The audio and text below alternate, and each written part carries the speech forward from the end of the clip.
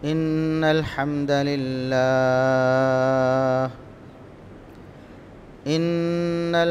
لله نحمده ونستعينه ونستغفره ونعوذ بالله من شرور أنفسنا ومن سيئات أعمالنا من يهده الله فلا مضل له ومن يضلل فلا هادي له أشهد أن لا إله إلا الله وحده لا شريك له وأشهد أن محمدًا عبده ورسوله اللهم صل على محمد وعلى آل محمد كما صليت على إبراهيم وعلى آل إبراهيم إنك حميد مجيد اللهم بارك على محمد وعلى آل محمد كما باركت على إبراهيم وعلى آل إبراهيم إنك حميد مجيد أما بعد فيا أيها الناس ألا إن خير الحديث كتاب الله وخير الهدي هدي محمد صلى الله عليه وسلم وشر الأمور محدثاتها وكل محدثة بدعة وكل بدعة ضلالة أعوذ بالله السميع العليم من الشيطان الرجيم من همزه ونفخه ونفثه بسم الله الرحمن الرحيم إن ينصركم الله فلا غالب لكم وإن يخذلكم فمن ذا الذي ينصركم من بعده وعلى الله فليتوكل المؤمنون انتہائی قابل احترام بزرگوں، عزیز نوجوان ساتھیوں، معززات و مکرمات اسلامی ماؤں اور بہنوں،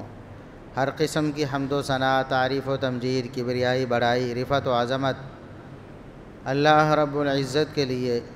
جو پوری کائنات کا خالق و مالک ہے، بے شمار لا تعداد بے حد و حساب درود و سلام پیغمبر آخر الزماں، محسن انسانیت، محسن کائنات جناب محمد الرسول اللہ صلی اللہ علیہ وسلم کی ذات اقدس پر اسلامی مہینوں میں سے دوسرا مہینہ سفر یہ گزر رہا ہے۔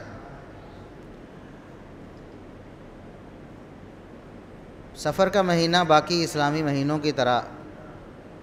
اور اس کے دن بھی باقی دنوں کی طرح، اس کے اوقات بھی باقی دنوں کے اوقات کی طرح ہیں۔ دور جاہلیت میں سفر کے مہینے کے ساتھ دو ایسے کام کیے جاتے تھے جو اللہ کو ناراض کرنے والے تھے، اور یہ بات آپ پہلے کئی دفعہ سماعت فرما چکے ہیں کہ اسلامی تقویم، اسلامی مہینوں کا نظام یہ اللہ رب العزت نے اسی وقت سے بنایا ہے جب سے زمین و آسمان کو پیدا کیا۔ تو دور جاہلیت میں محمد الرسول اللہ صلی اللہ علیہ وسلم کے مبعوث ہونے سے پہلے قریش مکہ، کفار مکہ دو قسم کے کام اس مہینے کے ساتھ کرتے تھے۔ ایک تو یہ کرتے تھے کہ اس مہینے کو آگے پیچھے کر دیتے تھے اپنی مرضی سے۔ وہ آگے پیچھے کیوں کرتے تھے؟ مثال کے طور اس طرح اس سال وہ کہتے تھے سفر کا مہینہ بعد میں آئے گا، اس سال پہلے آئے گا، اس سال فلاں مہینے کی جگہ پہ آئے گا اور اس سال فلاں مہینے کی جگہ پہ آئے گا۔ اس کام کے پیچھے بھی ان کی نیت میں یا ان کے خیال میں ایک نیکی ہی تھی۔ وہ یہ تھی کہ جو حرمت والے مہینے ہیں 12 مہینوں میں سے 4 مہینے، 3 مسلسل ہیں۔ قرآن کریم نے بتایا کہ اللہ رب العزت نے جب سے زمین و آسمان کو پیدا کیا 12 مہینے بنائے اور ان 12 مہینوں میں سے 4 حرمت والے مہینے ہیں۔ تو نبی کریم صلی اللہ علیہ وسلم نے اس آیت کی تفسیر فرمائی اور ہمیں بتایا کہ وہ 4 مہینے کون سے ہیں۔ تو قرآن کریم کی تفسیر نبی کریم صلی اللہ علیہ وسلم کی احادیث کرتی ہیں۔ جو لوگ حدیث کو نہیں مانتے وہ ٹامک ٹوئیاں مارتے رہتے ہیں، کبھی کہتے ہیں وہ 4 مہینے فلاں ہیں، کبھی کہتے ہیں فلاں ہیں، اور حدیث کو نہ ماننے والے کچھ لوگ کہتے ہیں فلاں فلاں مہینے ہیں، کچھ کہتے ہیں فلاں فلاں مہینے۔ تو بہرحال وہ 4 مہینے رسول اللہ صلی اللہ علیہ وسلم نے ہمیں بتائے کہ ثلاث متوالیات، 3 تو مسلسل ہیں، ذوالقعدہ و ذوالحجہ والمحرم۔ ذوالقعدہ، ذوالحجہ اور محرم 2 مہینے سال کے آخر والے مہینے ہیں، اسلامی سال کے آخر والے مہینے، اور ایک پہلا مہینہ ہے محرم جو ابھی گزرا ہے۔ تو یہ 3 مہینے اور ایک رجب کا مہینہ ہے۔ تو یہ 4 مہینے حرمت والے ہیں، اور ان حرمت والے مہینوں میں اللہ رب العزت نے شروع سے ہی جب سے زمین و آسمان بنائے ہیں، جب سے یہ کائنات کا نظام اللہ رب العزت نے اس طرح بنایا ہے، تو وہ 4 مہینے ہمیشہ سے حرمت والے رہے ہیں۔ یعنی اللہ کی تعلیم تھی اور تمام نبیوں نے یہ تعلیم اپنی امتوں کو دی کہ ان 4 مہینوں میں خصوصی طور پر اللہ سے ڈرنا ہے، اور گناہ تو گناہ ہی ہوتا ہے، لیکن ان 4 مہینوں میں گناہ، عام گناہ اللہ کے ہاں بہت بڑا بن جاتا ہے۔ تو اس لیے ان 4 مہینوں کا بڑا احترام کرنا ہے۔ تو ان 4 مہینوں کا احترام کرنے کی خاطر وہ سفر کے مہینے کو آگے پیچھے کرتے رہتے تھے، چونکہ وہ لڑائی بھڑائی کرنے والی قوم تھے، تلوار ہر وقت اٹھائے رہتے تھے، فتنہ فساد، قتل و غارت، ڈاکہ چوری، یہ سب کچھ دور جاہلیت میں بہت زیادہ تھا۔ تو لڑائیاں جب قبیلوں میں ہوتی تو وہ نسلوں تک چلی جاتی، صدیوں تک بسا اوقات چلتی رہتی۔ تو لڑائی جاری ہے، تو حرمت والے مہینوں کے آنے پر وہ اپنی لڑائی کو اور اپنے اس جرم کو چھوڑ دیتے تھے، یعنی ان 4 مہینوں کا وہ بھی احترام کرتے تھے۔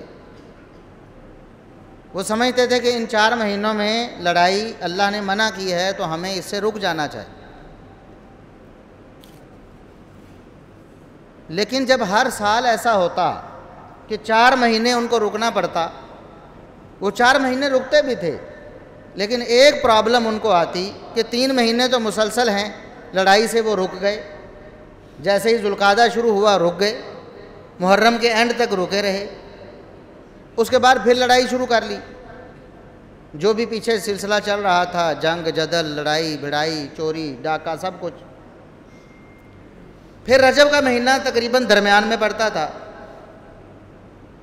اب درمیان میں ایک مہینہ رجب کا پڑتا تھا، تو اس مہینے کو بھی ان کو لڑائی سے رکنا پڑنا تھا، اور مہینے کا وقفہ کر کے دوبارہ پھر لڑائی شروع کرنی۔ تو انہوں نے کہا کہ کیوں نہ ہم ایسا کر لیں کہ ان 4 مہینوں کو ہم اکٹھا کر لیں۔ اب ان کی غلطی اتنی تھی کہ وہ ان 4 مہینوں کا احترام بھی کرتے تھے، لیکن اپنی مرضی سے انہوں نے ذرا ترتیب کو آگے پیچھے کر لیا۔ تو وہ جو رجب کا مہینہ درمیان میں پڑتا تھا نا، اس کو وہ آگے پیچھے کرتے تو وہ سفر کی جگہ لے آتے کہ 4 مہینے اکٹھے ہو جائیں، ذوالقعدہ، ذوالحجہ، محرم اور سفر، تو وہ رجب کو سفر کی جگہ پہ کر لیتے، تو کبھی کسی مہینے کو آگے کبھی کسی مہینے کو پیچھے، تو اس طرح یہ معاملہ کرتے تھے۔ تو اللہ رب العزت نے اس بات پر بہت زیادہ اپنی ناراضی کا اظہار فرمایا اور فرمایا کہ انما النسیء زیادۃ فی الکفر، یہ جو آگے پیچھے کرتے ہیں نا میرے بنائے ہوئے مہینوں کو، میری ترتیب کو آگے پیچھے کرتے ہیں، یہ کفر میں اور زیادہ ہو جاتے، یہ کفر میں اضافہ ہے، وہ ایسا کر کے مجھے راضی نہیں کر رہے، حالانکہ وہ 4 مہینے گزارتے ہی تھے۔ تو ہمارے ہاں بھی ایسا مسلمانوں نے مسلمان ہو کر دین میں بہت زیادہ اپنی طرف سے اضافہ اور اکھاڑ پچھاڑ کر لی، کسی چیز کو آگے کر دیا، کسی کو پیچھے کر دیا، کچھ اپنی طرف سے بنا لی، تو یہ اللہ رب العزت کو راضی کرنے والی باتیں نہیں ہیں، بلکہ اللہ کو ناراض کرنے والی باتیں ہیں۔ تو سفر کے مہینے کے ساتھ ایک تو یہ کام کرتے تھے، اور دوسرا کام جو کرتے تھے سفر کے مہینے کے ساتھ وہ تھا کہ سفر کے مہینے کو وہ منحوس سمجھتے تھے۔ ان کا خیال یہ تھا کہ سفر کا مہینہ بھاری ہوتا ہے، سفر کے مہینے میں مصیبتیں زیادہ آتی ہیں، سفر کا مہینہ اس میں نحوست ہوتی ہے، کوئی کاروبار کرنا ہے تو اس مہینے میں نہ کیا جائے، اس مہینہ گزار کے شروع کر لیا جائے، اس مہینے میں شروع کر لیا تو پھر وہ اپنی منزل تک معاملہ نہیں پہنچے گا، درمیان میں رک جائے گا، کوئی خرابی آ جائے گی۔ اس طرح شادی بیاہ کے بارے میں یا اور معاملات کے بارے میں وہ اس مہینے کو منحوس سمجھتے تھے۔ تو رسول اللہ صلی اللہ علیہ وسلم نے ان کی اس بدعت کا بھی رد فرما دیا، جیسا کہ صحیح بخاری اور مسلم اور دیگر کتب احادیث میں آپ صلی اللہ علیہ وسلم کا یہ فرمان موجود ہے کہ لا عدوى ولا طیرۃ ولا ہامۃ ولا سفر، کہ بعض لوگ بیماریوں کو از خود متعدی سمجھتے ہیں، وہ بیماری میں اس پاور کو مانتے ہیں کہ یہ بیماری خود بخود کسی سے ہمیں چمٹ سکتی ہے، درمیان سے اللہ رب العزت کی مشیت اور اللہ کی اذن کو نکال دیتے ہیں۔ وہ یہ سمجھتے ہیں کہ بیماری از خود چھلانگ لگا کے ہمارے اوپر آ جائے گی، تو ایسی بھی کوئی صورت دنیا میں موجود نہیں ہے، اس کی نفی کیٹاگوریکل محمد الرسول اللہ صلی اللہ علیہ وسلم نے فرما دی کہ ایسی کوئی صورتحال دنیا میں ہے ہی نہیں۔ انسان اللہ رب العزت پر اعتماد کرنا اس کی ذمہ داری ہے، اور بطور مسلمان اللہ رب العزت پر توکل کرنا یہ ہم پر فرض ہے۔ قرآن کریم میں بہت سے مقامات ہیں جہاں اللہ رب العزت نے مومنوں کو توکل کرنے کا حکم دیا ہے، وَعَلَى اللَّهِ فَلْيَتَوَكَّلِ الْمُؤْمِنُونَ، مومنوں کو ہمیشہ اللہ پر ہی بھروسہ کرنا چاہیے، اعتماد اللہ رب العزت پر ہونا چاہیے، ہر کام اللہ رب العزت کے اذن اور اس کی مشیت سے ہوتا ہے، یہ ہمارا ایمان ہونا چاہیے۔ اور اگر کوئی شخص سمجھتا ہے کہ یہ دنیاوی جو اسباب ہیں ان کی وجہ سے سب کچھ ہو رہا ہے اور اللہ کی مشیت کو درمیان سے نکال دیتا ہے، تو ایسا شخص اللہ رب العزت پر ایمان سے محروم ہو جاتا ہے، اس کا توکل ہی اللہ رب العزت پر نہیں ہوتا بلکہ اس کا توکل اسباب پر ہو جاتا، اور یہ ایمان کے سخت منافی ہے، یہ شرک ہے۔ یعنی قدرت تو اللہ رب العزت کی، حکم اللہ رب العزت کا، مشیت اللہ رب العزت کی، لیکن وہ سمجھ لیتا ہے کہ شاید یہ چیز مجھے نقصان پہنچاتی ہے یا یہ چیز مجھے فائدہ دیتی، اور یہ کسی مسلمان کے لیے قطعاً جائز نہیں۔ بیماری بھی اللہ رب العزت کی طرف سے آتی ہے اور شفا بھی اللہ رب العزت کی طرف سے ملتی ہے۔ اگر کوئی شخص یہ سمجھ لے کہ بیماری خود میرے اوپر چڑھ جائے گی اور مجھے نقصان پہنچا دے گی اللہ کی اذن اور مشیت کے بغیر، تو ایسا شخص ایمان سے اور توکل سے محروم ہو جاتا۔ اسی طرح کوئی شخص یہ سمجھ لیتا ہے کہ یہ گولی مجھے شفا دے گی، حالانکہ وہ سبب ہے، اللہ نے بنایا ہے اور اسے پیدا بھی اللہ نے کیا ہے، اسے استعمال بھی اللہ رب العزت نے اس کی اجازت دی ہے استعمال کرنے، لیکن اگر آپ سمجھ لیں کہ یہ گولی مجھے شفا دینے والی ہے، اللہ کی ذات کو درمیان سے نکال دیں تو تب بھی اللہ رب العزت سے پر جو توکل ہے اس سے آپ محروم ہو جاتے ہیں۔ تو فرمایا کوئی بیماری از خود متعدی نہیں ہوتی،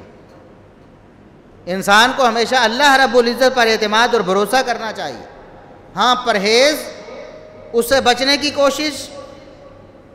اور اس کے لگنے سے پہلے جو آپ اقدامات کر سکتے ہیں وہ آپ نے کرنے ہیں، اس کے بارے میں بھی ہمیں قرآن اور حدیث نے پوری رہنمائی دی۔ جس طرح کہ آپ پیچھے کرونا کا معاملہ بنا تھا تو آپ سنتے رہے علماء سے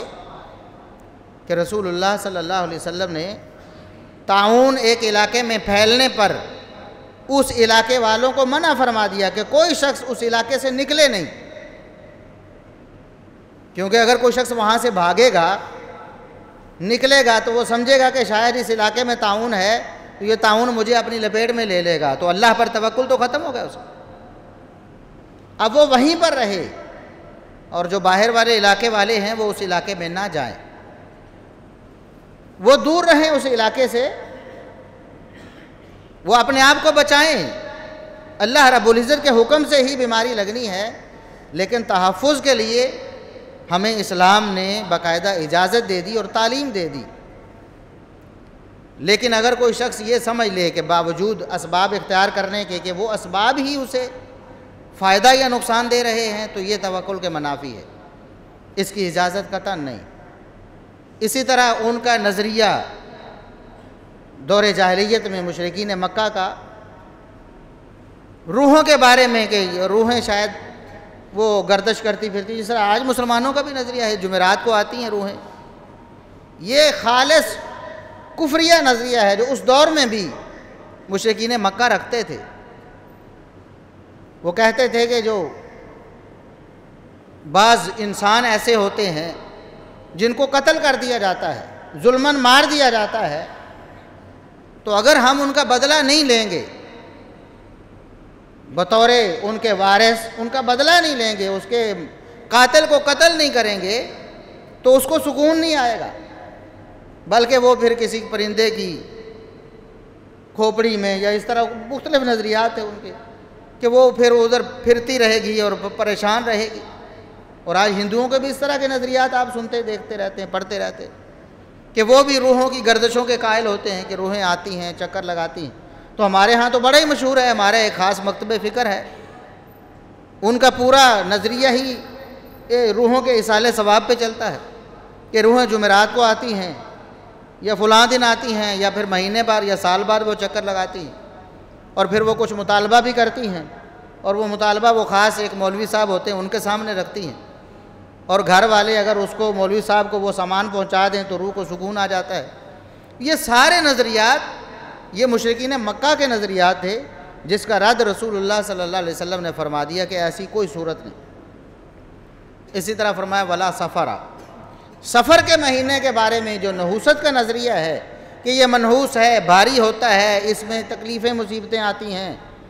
اس میں جو ہے جی وہ پرافٹ ریشو کم ہو جاتی ہے، کاروبار نقصان میں چلے جاتے ہیں، یہ سب نظریات باطل ہیں۔ ایسی کوئی صورت اللہ رب العزت نے پیدا ہی نہیں کی۔ جتنے بھی وقت ہیں وہ اللہ رب العزت کے پیدا کرتے ہیں، جتنے بھی دن ہیں وہ اللہ رب العزت کے پیدا کرتے ہیں، جتنی راتیں ہیں وہ اللہ رب العزت کی پیدا کرتے ہیں، جتنے دن ہیں، جتنے مہینے ہیں، جتنے سال ہیں وہ اللہ رب العزت نے بنائے ہیں، اور ان میں سے کوئی ایک لمحہ، کوئی ایک دن، کوئی ایک مہینہ، کوئی ایک سال بھی ایسا نہیں جو منحوس ہو، جس میں نحوست کا تصور رکھا جائے کہ یہ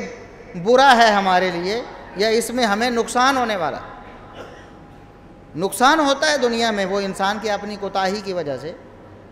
معاملات ہوتے ہیں، جس طرح ہمارے ہاں سیلاب آ گئے، کرونا آ گیا، اور معاملات نقصان ہوتے ہیں نا۔ اب کرونا کسی خاص دن میں آیا، سالوں سال ہی گزر گئے اور آج تک وہ وبا ابھی کسی نہ کسی صورت میں موجود ہے۔ سیلاب آیا ہے تو اب تو سفر کے مہینے سے پہلے آیا ہوا ہے، نقصانات اس کے آج بھی ہو رہے ہیں اور سفر کے مہینے کے بعد بھی ہم نے بھگتنے ہیں۔ مہنگائی ہے اور بہت سارے مسائل ہیں ہمارے ہاں، تو وہ کسی مہینے یا کسی دن کے ساتھ نہیں ہیں، ان کا تعلق مجموعی طور پر ہمارے اعمال کی شامتوں کے ساتھ ضرور ہے کہ ہم اللہ رب العزت کو بھلا چکے ہیں، ہم نے اللہ رب العزت کی نافرمانیاں اتنی زیادہ کر دی ہیں کہ اللہ رب العزت کا غضب ہمارے اوپر اترتا ہے، اور وہ کئی صورتوں میں اترتا ہے، لیکن کسی خاص دن کو آپ ٹارگٹ بنا لیں، یعنی اپنی کرتوتوں کی بجائے آپ کسی مہینے یا دن کو کہیں کہ یہ منحوس ہے، اس کی وجہ سے مجھے یہ نقصان پہنچا ہے، تو یہ اللہ رب العزت پر توکل کے منافی ہے۔ انسان جو بھی کام کرتا ہے وہ اللہ رب العزت پر توکل کر کے کرے کہ ہر کام کو کرنے والا اللہ رب العزت، اور ہر کام کو روکنے والا بھی اللہ رب العزت ہے۔ اگر ہوگا تو اللہ کے حکم سے، رکے گا تو اللہ رب العزت کے حکم سے، دنیا کی کوئی طاقت اس کو روک نہیں سکتی۔ اور یہ قرآن کریم میں اللہ رب العزت نے کئی مقامات پر بڑے دو ٹوک الفاظ میں یہ حقیقت بیان کی، اِن يَنْصُرْكُمُ اللَّهُ فَلَا غَالِبَ لَكُمْ، اگر اللہ رب العزت تمہاری مدد کرنا چاہے، اللہ کی مشیت یہ ہو کہ اللہ تمہیں تارنا چاہے، اللہ تمہیں کامیاب کرنا چاہے، اللہ تمہیں ترقی دینا چاہے، تو دنیا میں کوئی طاقت تمہارا نقصان نہیں کر سکتی، پھر کوئی طاقت تمہارے کام کو خراب نہیں کر سکتی۔ وَإِن يَخْذُلْكُمْ فَمَنْ ذَا الَّذِي يَنْصُرُكُمْ مِنْ بَعْدِهِ، اور اگر اللہ تمہارا ساتھ چھوڑ دے، اللہ تمہیں نقصان میں مبتلا کرنا چاہے، اللہ تمہارے کام کو خراب کرنا چاہے، تو دنیا کی کوئی طاقت تمہاری مدد نہیں کر سکتی، کوئی طاقت تمہاری مدد نہیں کر سکتی۔ اسی طرح فرمایا اللہ رب العزت اگر تمہیں خیر دینا چاہے، تمہیں نوازنا چاہے، فَلَا رَادَّ لِفَضْلِهِ، پھر دنیا کی کوئی طاقت اس کے فضل کو روک نہیں سکتی۔ اور اگر اللہ تمہیں ڈبونا چاہے، اللہ تمہیں نقصان میں مبتلا کرنا چاہے، تو دنیا کی کوئی طاقت تمہیں نفع نہیں دے سکتی۔ اور ایک دعا ہمیں محمد الرسول اللہ صلی اللہ علیہ وسلم نے سکھائی، جو ہم ہر نماز کے بعد پڑھتے ہیں، ہر نماز کے بعد، اللہم لا مانع لما اعطیت ولا معطی لما منعت ولا ينفع ذا الجد منک الجد۔ اے اللہ، ہم اس بات کا اقرار کرتے ہیں، ہر نماز کے بعد اقرار کرتے ہیں، اے اللہ جو تو دینا چاہے اسے دنیا کی کوئی طاقت روک نہیں سکتی ہے، اور جو تو روکنا چاہے دنیا کی کوئی طاقت دے نہیں سکتی ہے۔ ولا ينفع ذا الجد منک الجد، دنیا میں کسی کا مقام جتنا بڑا ہو، انبیاء سے لے کر، اولیاء سے لے کر، صلحاء سے لے کر، شہداء سے لے کر، ادنا سے ادنا فرد تک، کتنا بڑا اس کا درجہ ہو، تیرے سامنے کسی کا درجہ کسی معاملے کو بدل نہیں سکتا ہے۔ تیرا فیصلہ آخری فیصلہ ہے، اٹل فیصلہ ہے، تو جو فیصلہ کر دے، دنیا میں کتنا بھی بڑا مقام ہے وہ اس فیصلے کو ٹال نہیں سکتا۔ لا معقب لحکمہ، قرآن میں اللہ نے فرمایا اللہ کے حکم کو کوئی ٹالنے والا نہیں۔ تو ہمیں بطور مسلمان اللہ پر اعتماد کرنا چاہیے، اللہ پر توکل کرنا چاہیے، اللہ پر بھروسہ کرنا چاہیے۔ جو بھی کام ہم کریں، دنیا کے اسباب ضرور اختیار کریں، لیکن ان اسباب کو اختیار کرتے ہوئے توکل اللہ پر رکھیں کہ ان اسباب کا نتیجہ اللہ ہی نکالنے والا ہے۔ میرے کاروبار میں ترقی اللہ ہی دینے والا ہے، میں جتنی زیادہ مرضی محنت کر لوں، میں اپنے کاروبار کو کامیاب نہیں کر سکتا جب تک اللہ رب العزت کا حکم نہ ہو۔ اور جب مصیبت آ جائے، پریشانی آ جائے، دکھ آ جائیں، درد ملے، دشمنیاں بن جائیں، دنیا والے نقصان کرنے پر تل جائیں، تو آپ چٹان بھر کر اللہ پر توکل کر کے کھڑے ہو جائیں، اور پورا بھروسہ اللہ رب العزت پر کر لیں کہ اللہ کے حکم کے بغیر مجھے کوئی نقصان نہیں پہنچا سکتا۔ جب آپ توکل کر لیں گے، اللہ پر اعتماد کر لیں گے، تو پھر اللہ رب العزت آپ کا حامی بن جائے گا، آپ کا ناصر بن جائے گا، آپ کا مددگار بن جائے گا۔ پھر اللہ رب العزت جو سب سے بڑی ذات ہے، سب سے طاقتور ہے،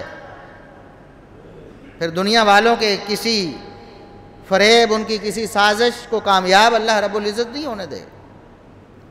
کیونکہ اللہ رب العزت کو توکل بہت پسند ہے۔ توکل اللہ رب العزت کو بہت پسند ہے۔ یحب المتوکلین، اللہ تو اپنے اوپر اعتماد بھروسہ کرنے والوں کو پسند کرتا ہے، ان سے محبت کرتا ہے۔ اللہ کہتا ہے مجھے ایسے بندوں سے محبت ہے جو میرے اوپر توکل کرتے ہیں، جو میرے اوپر اعتماد اور بھروسہ کرتے ہیں۔ دنیا میں کیا ہوتا ہے، آپ کا کوئی دوست ایسا ہو، آپ کا کوئی رابطہ ایسا، آپ کی کوئی سفارش ایسی ہو، کسی ایم پی اے تک، کسی ایم این اے تک، زیادہ سے زیادہ کیا کسی صدر تک، وزیر اعظم تک ہو، کہاں تک ہوگی؟ بڑے سے بڑے عہدے یہ ہیں نا، لیکن انسان کو بڑا بھروسہ ہو جاتا ہے، میں اور آپ سب ایک جیسے ہیں، دیکھتے ہیں جی فلاں بندہ ہمارے ساتھ ہے تو ہم دلیر ہو جاتے ہیں کہ دیکھی جائے گی، ہمیں کوئی ہاتھ نہیں ڈالنے والا، ہمارے ساتھ وہ ہے۔ لیکن جس کے ساتھ اللہ احکم الحاکمین ہو جائے، رب العالمین ہو جائے، احسن الخالقین ہو جائے، مالک الملک ہو جائے، پوری کائنات کا اکیلا بادشاہ، پوری کائنات میں تصرف کرنے والا، پوری کائنات کو روزی اور رزق دینے والا، پوری کائنات کو، پوری انسانیت کو مال اور دولت دینے والا، سب کو اولاد دینے والا، بارش دینے والا، اللہ رحمت کرنے والا، غضب کرنے والا، جب وہ ہمارے ساتھ ہے تو پھر ہمیں کسی دوسرے آسرے اور سہارے کی ضرورت نہیں رہے۔ اور اگر کسی کو پتہ ہو کہ آپ اس پر اعتماد کرتے ہیں، آپ کسی کو کہہ دیتے ہیں سردار صاحب ہمیں آپ پر بھروسہ ہے، ہم تو یہ مان لے کر آپ کے پاس آئے ہیں کہ آپ ہمیں خالی نہیں موڑیں گے، آپ ہمیں تنہا نہیں چھوڑیں گے، تو وہ لاج رکھتا ہے۔ تو اللہ احکم الحاکمین، وہ رب العالمین کیسے ہماری لاج نہیں رکھے گا جب ہم اپنا سارا کچھ اس کے سپرد کر دیں گے کہ یا اللہ میں نے اپنا سارا کچھ تیرے سپرد کر دیا ہے، تیرے سوا میرا کوئی نہیں ہے، میرا سارا بھروسہ تیرے اوپر ہے، اب تو ہی میری مدد کرنے والا ہے۔ تو سب سے بڑا لاجپال تو اللہ رب العزت ہے نا، لاج رکھنے والا، جو اس کے ساتھ رابطہ رکھتے ہیں ان کی حمایت کرنے والا، سب سے بڑا اللہ رب العزت ہے۔ اس لیے اللہ رب العزت پر توکل اور بھروسہ یہ ہمارے لیے بہت ضروری ہے، ہمارا ایمان ہے۔ جب جیسے جیسے توکل اور بھروسہ ختم ہوتا چلا جاتا ہے، کم ہوتا چلا جاتا ہے، انسان کفر اور شرک کی طرف چلا جاتا ہے۔ اس لیے اللہ رب العزت نے اپنی رحمت سے مایوسی کو کفر کہا، فرمایا کہ اللہ کی رحمت سے نا امید صرف کافر ہی ہوتے ہیں، کوئی مسلمان اللہ کی رحمت سے نا امید نہیں ہو سکتا۔ اللہ کی رحمت کی امید توکل ہی تو ہے، یہی توکل ہے۔ ہمیں امید ہے اللہ رب العزت سے کہ اللہ رب العزت ہماری مدد کرے گا، یہ توکل ہے۔ اور اللہ رب العزت نے فرمایا اس کو چھوڑ دینا کفر ہے، کافر لوگ ہی اللہ کی رحمت سے مایوس ہوتے۔ دنیا میں جتنی بھی پریشانیاں آ جائیں، جتنے بھی دکھ درد آ جائیں، حالات جیسے بھی ہو جائیں، راستے جتنے بھی تنگ ہو جائیں، ہمیں اللہ رب العزت پر توکل رکھنا چاہیے ہر معاملے میں۔ اور ہمارے ہاں ہمارے معاشرے میں بہت ساری ایسی چیزیں رائج ہو گئی جن کا ڈائریکٹ تعلق ہے نحوست اور اس نظریے کے ساتھ کہ یہ چیز منحوس ہے، یہ چیز بڑی بھاری ہے۔ منگل کے دن کو ہم بچپن میں تھے، چھوٹے تھے تو بڑا مشہور تھا، وہ کیڑے دن جمعہ، تو منگل والے دن تو نہیں جمعہ، باقاعدہ طور پر کہتے تھے منگل کو جو پیدا ہوتا ہے اس میں خیر نہیں ہوتی، وہ بڑا شرارتی یا بڑا فسادی ہوتا ہے۔ حالانکہ سراسر یہ نظریہ اللہ رب العزت پر ایمان کے منافی، یہ اللہ کی تعلیمات کے منافی، یہ قرآن کے منافی ہے، یہ رسول اللہ صلی اللہ علیہ وسلم کے فرامین کے منافی ہے۔ اللہ رب العزت نے کوئی دن منحوس پیدا نہیں کیا، منگل ہو یا بدھ، جمعرات ہو یا کوئی۔ اور ہمارے ہاں مانگنے والے آتے تھے، بچپن سے جو ہم سنتے آئے ہیں، مانگنے والے فقیر صدا لگاتے تھے، ان کو بھی پتہ ہے کہ یہ جو جن سے ہم مانگ رہے ہیں نا یہ ایسی ہی قوم ہے، وہ کہتے ہیں منگلوار سروں ٹلے پار، بھی ہمیں کچھ دے دو، تمہارے سر سے یہ وزن جو منگل کا ہے وہ ٹل جائے گا۔ اسی طرح جمعرات کے بارے میں، اس طرح مختلف دنوں کے بارے میں عجیب و غریب نظریہ۔ ہمارا ایمان اتنا کمزور ہو چکا ہے، اس دور میں بھی ہم سمجھتے ہیں بڑی ترقی کا دور ہے، لوگ بڑے شعور والے ہو گئے ہیں، پڑھے لکھے لوگ ہیں۔ آپ دیکھیں پڑھے لکھے ہیں لیکن جی وہ رات کو سوتے ہوئے جھاڑو نہیں دینا چاہیے، رات کو سوتے ہوئے گھر میں جھاڑو نہیں دینے، کوئی کہتا ہے جی فجر صبح صبح نہیں دینا چاہیے، کوئی کہتا ہے فلاں دن کپڑے نہیں دھونے چاہیے، فلاں کرو گے تو یہ ہو جائے گا۔ اور بڑے بڑے مولوی جن کو لوگ سمجھتے ان سے دینی رہنمائی لے رہے ہوتے، وہ جی فلاں آپ نے فلاں کنگھی نہیں کرنی، فلاں رنگ کا آپ نے جوتا نہیں پہننا، یہ تک کہا گیا۔ کالے جوتے میں نحوست ہوتی ہے، اس سے آپ کا کاروبار بیٹھ جائے گا، کالا جوتا نہیں پہن۔ ایسی ایسی باتیں اور ایسے ایسے نظریے اور ایسے ایسے معاملات ہم بطور مسلمان معاشرے میں ہمارے رائج ہو گئے، اور مسلمان دن رات صبح صبح آپ کسی دکان پہ ادھار لینے چلیں، حالانکہ ادھار دیتے ہیں، وہ کھاتے بنے ہوئے ہیں، ادھار دے رہے ہیں، اور صبح صبح چلے جائیں تو دکاندار منہ بنا لیتا ہے، وہ سویرے سویرے ادھار لینا ہے۔ اب بھئی صبح صبح ادھار کو کیا ہوتا ہے؟ رات کو ادھار ہو سکتا ہے، صبح کیوں نہیں ہو سکتا؟ اور دن کا وقت ہو یا رات کا وقت ہو، صبح ہو، دوپہر ہو، شام ہو، ادھار کا کیا مسئلہ ہے؟ اب ان کے ذہن میں کیا ٹکا ہوا؟ سویرے سویرے ادھار دیتا تو سارا دن ادھار لے آؤں۔ یہ وہ نظریہ ہے جس کی محمد الرسول اللہ صلی اللہ علیہ وسلم نے سختی سے تردید کی ہے، اور یہ دور جاہلیت کا نظریہ ہے جو مسلمانوں نے پال لیا۔ اب صبح صبح کسی سے ملاقات ہوگی، کسی ایسے بندے سے جس کو پسند نہیں کرتا، اور سویرے سویرے تم متھے لگ گیا، صبح صبح تم مل گئے ہو، تم پہلے بندے جو میرے سے ملاقات جس کی ہو گئی ہے۔ اب کیا نظریہ ہے؟ اگر صبح صبح کوئی ایسا بندہ مل گیا جو اس کے خیال میں برا ہے، پھر سارا دن ایسے ہی ملتے رہیں گے۔ حالانکہ اسلام نے سختی سے اس کی تردید کی ہے، بلکہ اسلام کیا کہتا ہے؟ آپ نے اچھا گمان رکھنا ہے ہر مسلمان کے بارے میں بھی اور اللہ رب العزت کے بارے میں بھی۔ مسلمان کے بارے میں اچھا گمان کیا ہے کہ یہ اچھا ہے، مجھے جو اس کی چند برائیاں نظر آئی ہیں، ہو سکتا ہے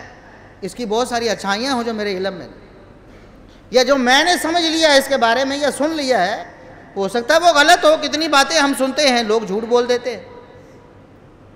ہو سکتا ہے غلط ہو۔ حسن ظن اتنی بڑی چیز ہے، میں وہ واقعہ بھی پہلے بیان کر چکا ہوں، صحیح بخاری میں ہے۔ سیدنا عیسیٰ علیہ السلام ہمارے رسول اور پیغمبر ہیں نا، سب پیغمبروں کو ہم مانتے ہیں، ان کی تعلیمات کو بھی مانتے ہیں، تمام تعلیمات، تمام پیغمبروں کی تمام تعلیمات۔ ہاں، اللہ رب العزت نے ان کو منسوخ نہ کر دیا ہو، اگر منسوخ ہو گئی ہے تو وہ ہمارے آخری نبی محمد الرسول صلی اللہ علیہ وسلم کی تعلیم بھی ہوگی تو ہم اس پر عمل نہیں کر سکتے۔ منسوخ جو ہوگی، اللہ نے نبی کے ذریعے ہمیں بتا دیا کہ یہ حکم پہلے کا ہے، اب ختم۔ تو تمام انبیاء کی تمام تعلیمات کو ہم مانتے ہیں۔ تو عیسیٰ علیہ السلام کا واقعہ صحیح بخاری میں مذکور ہے کہ عیسیٰ علیہ السلام نے ایک شخص کو دیکھا، وہ چوری کر رہا، اپنی آنکھوں سے دیکھا وہ چوری کر رہا ہے۔ اس سے بات کی کہ بھائی تم چوری کر رہے ہو، تو اس نے کہا اللہ کی قسم میں چوری نہیں کر رہا، اللہ کی قسم میں نے چوری نہیں کی ہے۔ اب یہ بات تو اپنی آنکھوں دیکھی ہے، عیسیٰ علیہ السلام آنکھوں سے دیکھ رہے ہیں وہ چوری کر۔ تو عیسیٰ علیہ السلام آگے سے کیا کہتے ہیں؟ میں تمہاری قسم پر اعتماد کرتا ہوں، اور اپنی آنکھوں کو جو میں نے دیکھا ہے، میں سمجھتا ہوں کہ شاید مجھے مغالطہ ہوا، مجھے غلطی لگی ہوگی دیکھنے میں، شاید میں نے کسی اور کو دیکھا ہو، شاید مجھے کچھ اور سمجھ آیا ہو۔ تم نے جو کہا کہ اللہ کی قسم کھا لی، میں اللہ کی قسم پر اعتماد کرتا ہوں۔ یہ حسن ظن جو ہمیں انبیاء کی تعلیم سے ملا ہے، اور آج ہم سوء ظن میں مبتلا ہے۔ ہر شخص کے بارے میں کتنا اچھے سے اچھا ہو، ہمارے دل میں شیطان یہ بات پیدا کرتا ہے، ہو سکتا ہے میرے بارے میں یہ سوچ رہا ہو سکتا ہے میرے بارے میں یہ سازش کر رہا ہو۔ اور بس اوقات ایسا ہوتا ہے خاندانوں میں ایسی ایسی لڑائیاں جو عشروں تک چلتی ہیں، نسلوں تک چلی جاتی ہیں، درمیان میں صرف غلط فہمی، کسی نے اڑا دی، کسی نے غیبت چغلی کر دی، وہ بات کسی کے دماغ میں بیٹھ گئی، آگے بڑھتی بڑھتی لڑائی جھگڑے اور قتل و غارت تک چلی۔ تو ہمیں اسلام نے اچھے گمان کا حکم دیا ہے، مسلمانوں کے بارے میں بھی اچھا گمان کرنا ہے، اور اللہ رب العزت کے بارے میں بھی اچھا گمان۔ اللہ کے بارے میں اچھا گمان کیا ہے؟ کہ ہم اس کی رحمت پہ امید رکھیں کہ اللہ ہمیں اپنی رحمت سے ضرور نوازے۔ ہم فقیر ہیں تو اللہ ہمیں غنی ضرور کرے گا، ہم کمزور ہیں تو اللہ ہمیں ضرور طاقتور بنائے گا، ہمارے حالات اچھے نہیں ہیں، اللہ ضرور ہمارے حالات کو پھیرے گا۔ یہ امید اللہ رب العزت پر رکھنا، یہ اللہ کے ساتھ حسن ظن ہے۔ اور اللہ رب العزت نے فرمایا، صحیح بخاری میں حدیث قدسی ہے، محمد الرسول اللہ صلی اللہ علیہ وسلم فرماتے ہیں، اللہ نے فرمایا انا عند ظن عبدی بی، میں بندے کے اپنے اوپر گمان کے مطابق اس کے ساتھ معاملہ کرتا ہوں۔ بندہ میرے بارے میں جو سوچتا ہے میں اس کے ساتھ وہی ہو جاتا ہوں۔ بندہ یہ سوچتا ہے نا میرے حالات نہیں پھرنے، پھر اللہ کہتا میں بھی حالات نہیں پھر۔ اگر بندہ یہ اعتماد کرتا ہے کہ میں رب العالمین ہوں، میں سب سے بڑا بادشاہ ہوں، میں اسے عطا کر سکتا ہوں، میں عطا کروں گا، تو میں ضرور اسے عطا کروں گا، میں اس کے گمان کو کبھی جھٹلاتا نہیں۔ بھئی دنیا میں آپ کسی کے بارے میں سوچیں اور اس کو پتہ چلے فلاں میرے بارے میں یہ سوچتا ہے، وہ اس سے بھی اچھا ہونے کی کوشش کرے گا کہ میرے بارے میں اس کا گمان غلط نہ ہو جائے۔ تو اللہ احسن الخالقین، وہ مالک الملک کیسے اپنے بارے میں آپ جو گمان رکھ رہے ہیں اللہ کے بارے میں اس کو کیسے غلط ہونے دے؟ آپ اللہ کی رحمت پہ امید رکھیں، ضرور اللہ رب العزت آپ پر رحمت فرمائے۔ آپ امید رکھیں کہ اللہ رب العزت میرے دکھ درد ختم کرے گا، اللہ ضرور ختم کرے گا، اللہ کا وعدہ ہے۔ تو اللہ رب العزت کے بارے میں بھی ہم نے ہمیشہ اس کی رحمت کی امید رکھنی، اس پر توکل اور بھروسہ رکھنا ہے، یہ ہمارے ایمان کا تقاضا۔ اور اس کے علاوہ منافی جتنی باتیں ہیں وہ غلط ہیں۔ اور آخری بات، رسول اللہ صلی اللہ علیہ وسلم یحب الفعل، آپ یہ جو نحوست والی ساری باتیں ہیں آپ ان کو ناپسند کرتے تھے، ان کو رد کرتے تھے کہ ایسی بات اسلام میں ہے ہی نہیں، اور ایسا یقین اور اعتقاد رکھنا غلط ہے۔ لیکن آپ صلی اللہ علیہ وسلم فعل کو پسند کرتے تھے۔ فعل کی اس کے بارے میں پوچھا گیا کہ یہ کیا ہے، فعل کیا ہے؟ فرمایا الکلمۃ الحسنہ۔ اور ہمارے ہاں ایک فعل ہوتی ہے پرانے دور میں، وہ قرآن کریم کے وہ شروع یا اینڈ میں چھپی ہوتی تھی، آخر میں یہ فعل نکالنے آپ یہ لفظ لکھے ہوئے ہیں، کسی کے اوپر ہاتھ رکھے ہوئے، وہ تو سب بدعت اپنی طرف سے لوگوں نے بنائی۔ محمد الرسول اللہ صلی اللہ علیہ وسلم نے جو فرمایا فعل کیا ہے، فرمایا الکلمۃ الحسنہ، اچھا کلمہ، یہ فعل ہے۔ اور آپ اس کو پسند کرتے ہیں۔ اچھا کلمہ کیا ہے؟ مثال صبح صبح آپ کو ایک نیک اور نمازی شخص ملا ہے، تو آپ کہتے ہیں میرا تو دن بن گیا ہے، اللہ رب العزت مجھے اس کی برکت عطا فرمائے گا، اچھی بات۔ کوئی بندہ ایسا ملا اس کا نام بہت خوبصورت ہے، مثال اس کا نام محمد ہے، آپ کو ملا ہے، آپ کہتے ہیں مجھے بڑی خوشی ہوئی ہے اور میں سمجھتا ہوں کہ اللہ مجھے اس ملاقات کی برکت نصیب کرے گا، آپ کا نام بہت اچھا ہے۔ یہ چیزیں اسلام نے ان کی حوصلہ افزائی کی، یعنی اچھائی کی طرف جانا ہے، اپنے دماغ کو بھی ہمیشہ مثبت رکھنا ہے، اس کو پازیٹیوٹی کہتے ہیں کہ پازیٹیو آپ نے اپنی تھنکنگ کو رکھنا ہے، یہ اللہ رب العزت کو مطلوب ہے۔ اور یہ بھی اللہ رب العزت کی رحمت کی امید رکھ کر کہ اللہ رب العزت مجھے فلاں معاملے سے خیر نصیب کرے گا۔ یہ کام ہے میں جمعے کے دن شروع کر رہا ہوں، جمعہ برکت کا دن ہوتا ہے، عام دنوں کے مقابلے میں زیادہ برکت والا ہوتا ہے، اللہ مجھے برکت نصیب کرے گا۔ اسلام اس کی حوصلہ افزائی کرتا ہے، کریں آپ۔ لیکن کسی دن کو منحوس سمجھ لینا، یا کسی شخص کو منحوس سمجھ لینا، کسی وقت کو منحوس سمجھ لینا، کسی کام کو منحوس سمجھ لینا، اس کی اسلام میں کوئی اجازت نہیں ہے۔ اللہ رب العزت ہمیں ہمیشہ کتاب و سنت پر عمل کرنے کی توفیق عطا فرمائے۔ وآخر دعوانا ان الحمد للہ۔